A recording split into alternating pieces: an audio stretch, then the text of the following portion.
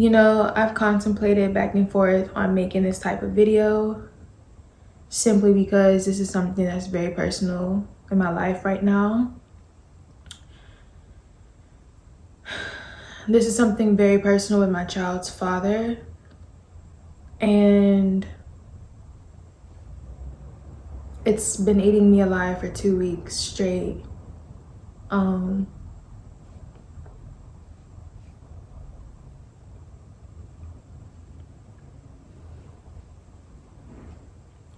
It's literally been,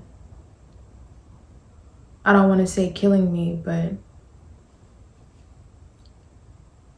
it's been taking me out. My name is Asia. Welcome back to my channel. This is a different type of video. It's very intimate. It's very raw, uncut, no filter. Really pretty much just straight to the point. I'm almost 8 months pregnant, and I'm gonna try my best to make it through this video without tearing up. It's very, very hard for me to be vulnerable, but something about just talking to the camera, it's like, it's very easy, it's very natural for me. So, woo chow.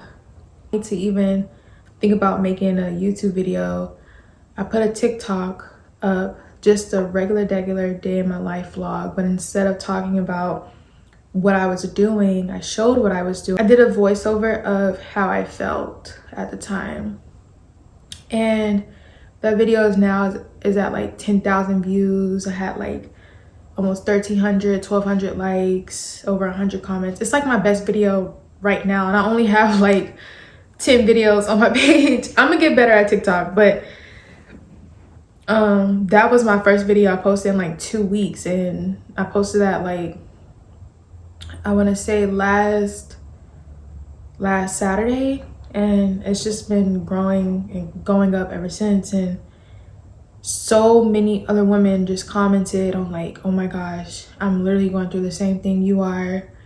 I'm also 7 months pregnant and having relationship issues. I don't think people really, especially when you're with someone who you're like in love with. I mean, we talked about marriage damn near every day, you know.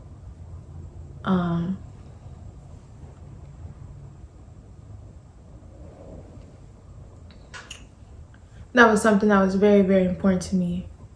Very, very important to me.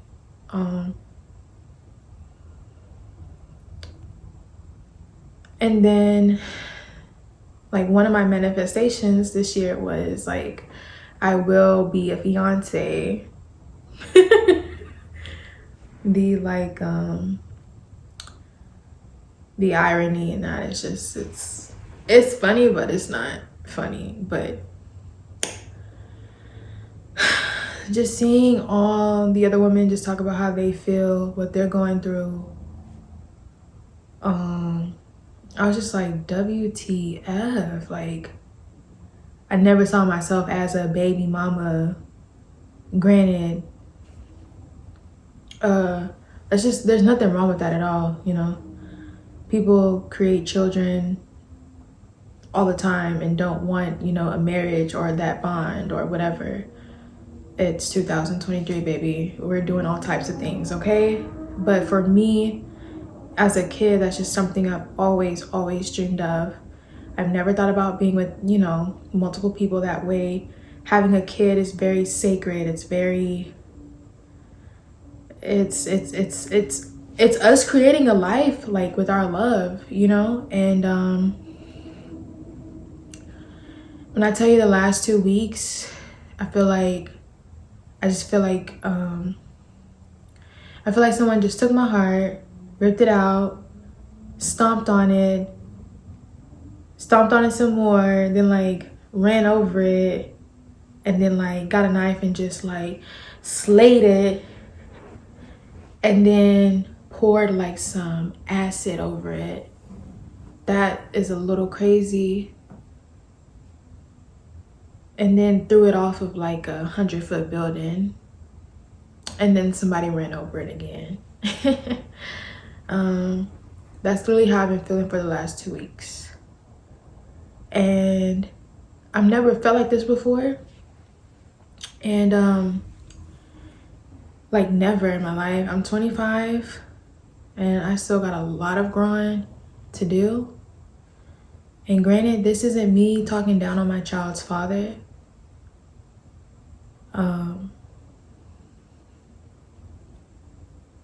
Our relationship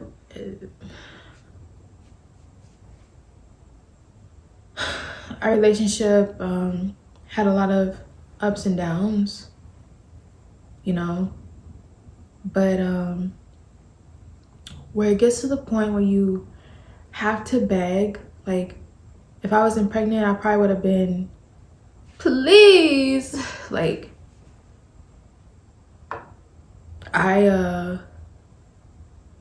was so like deep in it where I'm literally like texting and like begging, like, let's work this out, like, let's try, let's, you know, focus on us and be the best parents to our daughter.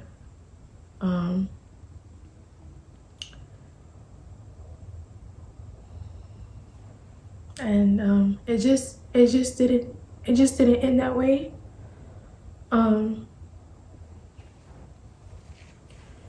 I never felt so like humiliated and embarrassed and stupid because I'm pregnant. Asking someone to stay with me, asking someone to make it work with me. I just felt really, really dumb. And I was willing to do anything,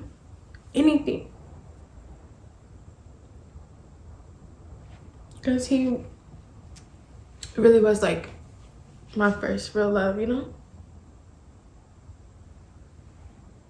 So, it's definitely tough. I have my days where I'm like, I'm a superwoman, I can take on the world. And then I have my moments where I'm crying. Woo! This is not a good look. Let me go get a paper towel.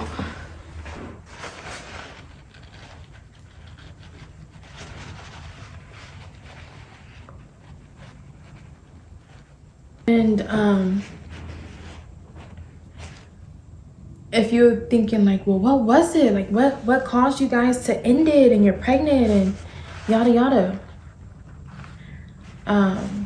I guess it's just been like a buildup of our whole relationship as a whole. And when someone's done, you know, like they're done. And it doesn't really matter what you say, how good you look, how all the good memories you guys have. When someone says they're done, believe them, you know? And that was just really hard for me to accept at the time. I would be lying if I said it's still hard for me to accept it, but I've officially, like, I've stopped trying to talk, communicate. I've stopped just engaging overall, because I mean, anytime I see him, you know, like my chest just gets like happy, like it's like my chest like kind of tightens up, and I can't explain love. But my body just does something like every single time it sees him, and I just try to keep it at a minimum. But to any young woman out there going through this as well, I just wanted you to know that you have a child that is waiting for you, that is eager to meet you, that they just want love and cuddles and kisses and happiness. And as a kid growing up, I never had that. I never had that. I didn't feel that as a child growing up. And one thing I've noticed that my whole life, I've been told you're a leader by spiritual leaders, you know. I've had random people come up to me and tell me, God has something special for you. Like, he's using you as a vessel. And what's so crazy is I've experienced a very traumatic background. I think I might have a little PTSD from just childhood trauma. I've enrolled myself in therapy and I can't wait to start that healing process. But my background is very, very, very traumatic. But if you look at like how I am as an individual, if you look at things that I've done, people would never expect that. People would never expect that. I was working for the admissions office at Navarro College, and I had my boss say, oh my God, Asia, you just, you're almost perfect. Like, I'm sure your mom and dad are just so proud of you. And I said, I don't know my dad. And she was like, what? I was like, yeah, I don't know my father. And she was like, wow, like looking at your background, I would just automatically assume you come from a very successful 2-parent household. Right hand to the man. And I was like, oh my goodness, like, I'm glad that you had that scenario in your head, but don't just look at a book cover and think, oh, it looks so good, everything must be good. Because it's never been good really for me in my life. If you really look at my life, I should not be here. The things that I've done in my life, I shouldn't have accomplished them, So anywho, I've always had some type of calling on my life, and I've always went above and beyond. And anytime I've always asked someone to describe a word, or tell me a word that describes me, literally one of the words that people say the most is that I'm ambitious. And I know that my trauma has caused me to ruin a lot of friendships, relationships. I'm not gonna lie, I have definitely played a fair part in my love life. I'm not the best communicator. I shut down. I run from anything that's gonna be painful, And the other night, I had a dream that I was talking to a room full of women. There's a video that I recently posted on YouTube about how to be successful in 2023. And that video, like the same day, randomly just started going up in views. And I gained like 10 subscribers. And I had like people saying like, oh my God, like I really needed to hear this. Thank you so much for this video. And as I started to look back on my life, I was like, I've always talked to people. I've always been a talker. I've always done public speaking. I've never been afraid to. So my camera just cut off. But I don't really know what part I left off at, but I think I was just talking about like how I feel like I've always had a calling for speaking, and I've never been afraid of like public speaking. And I just feel like I had a dream of, I was asleep the other night, and when I was just talking about like my video, getting a lot of views and a lot of people commenting on it. I had a dream that I was teaching and just telling my story to like a group full of women, and I had on like a pink suit and some like nude heels, because it's a good combo. And I had a mic that was like coming down like an earpiece mic. And I was just talking. I was just telling people how I feel, my life story and how I overcame. And it's like, okay, let's see what you're doing. I see what you're doing, big fella. And so I feel like he's literally forcing me. Like, he's like, okay, you clearly can't see, so let me keep on disrupting what you got going on so I can force you to heal, so that I can get you to do what I have assigned for you to do. And what I feel like God has assigned for me to do is it's ministering, but it's not me doing it in a way that will make people run off or feel like I'm trying to bring the Holy Ghost. I mean, I love the Lord, and I'm always gonna talk about how good he's been in my life. But I'm not here to force anything, anyone like that, because I know my relationship with the Lord, you know what I'm saying? And he's been so good to me. And he's literally like, he's been patiently waiting for me to go to therapy. He's been patiently waiting for me to go back to church. He's been patiently waiting for me to step out of my comfort zone. And now he's like, I'm literally going to force you to do it now, because you just don't get it. Because you just don't get it, girl. You're not getting it. I'm trying to get you to travel the world, to talk, to minister, to, do whatever you want to do. Run your business and do that. But I got to get you healed first.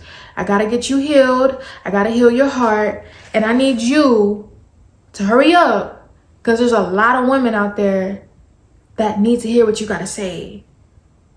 And I'm like, wow. Okay, I can dig that. So I feel like my situation now it's literally forcing me to go get the help that I need, just because of my traumatic background. Like, I'd be damned if I put any of those characteristics on my daughter. I absolutely refuse, like absolutely 1,000,000% refuse. And she just wants a happy mama and a happy daddy and lots of love and lots of kisses and lots of snuggles. And me and him are going to give that to her, regardless of our whatever we is. Our child is going to be taken care of. And I mean, of course, I want us to be on the same page. Of course, in an ideal world, I would want my family, I want my family. But right now, it's like God is calling me to do something else right now. And I've been listening. I've been praying. And it's been hard. It's been tough. But all of this is for a reason. And if my story can just save one woman, if my story can just help one little girl, like, wow, like, look at what she went through in her life. Because this ain't even the half of it. This ain't even the half of my story. You know what I'm saying? Millions of women have went through this. Their child's father leaving them while pregnant. I am not the first one that this has happened to. You know what I'm saying? But I'm not gonna get stuck there. In the words of Mama Tina Knowles, you're not going to get stuck there. You're going to survive. You're going to make it. Look at where you are right now. Look at where you want to be in the next month. Look at where you want to be in the next 6 months. Okay? His word says that he would never leave us nor forsake us. His word says that he would never give us anything that we can't bear. Come on.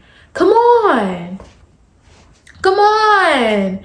We got this. You got this. I'm not here to, I'm here to motivate. And I'm here to lead and mentor and guide. I think that's my purpose. I think I'm realizing that, just like looking at like all my life events. I've always been a leader. I've always been the one to put myself out there. Always, my whole life. Always. And I think that's what God is using me for. So I hope that whether you in a relationship, whether you're not in a relationship, whether you're pregnant, whether you're not pregnant, whether you're just going through a breakup, you're depressed, whatever it is, keep going even when it's hard. That's easier said than done. I promise you it's easier said than done. That TikTok, I didn't want to post that TikTok. I was like, I've been off TikTok 2 weeks. Who gonna like it? In the first hour I posted it, I had 1 view. And that was very discouraging, okay? But literally in the next 3 hours, it was 5,000 views. Don't stop. Don't give up. That one thing you're like, no, I'm not gonna do it. Do it. Do it. Please. Please do it. If you want to be a YouTuber, if you want to sing, if you like to write music, if you want to dance, if you want to meet new friends, if you want to get out that toxic relationship, if you want to move to a new city, if you want to start that new job, do it. Do it. You never know who's waiting to hear your story. You never know. Thank you so much for listening to this video. I hope it encourages someone, motivates someone to get out of their funk and to keep going. My next video is going to be a self-love vlog and like a self-care day. So I'm getting back to me. I'm getting back to knowing who Asia is. I'm working through the dark sides of Asia. I'm working through the fun sides of Asia, you know? And I'm learning how to love me. I'm learning how to love myself wholeheartedly, just like I love someone else wholeheartedly. And they didn't love me back the same. And then I had to ask myself, well, do you love yourself? Do you love yourself like you all up on? Like you love this person? Like, you know, come on, sis. That's not what we do around here. So love yourself first. Pray. Talk to whoever your higher power is. And let's get this shit going. I love you. And I'll see you in the next video. Peace.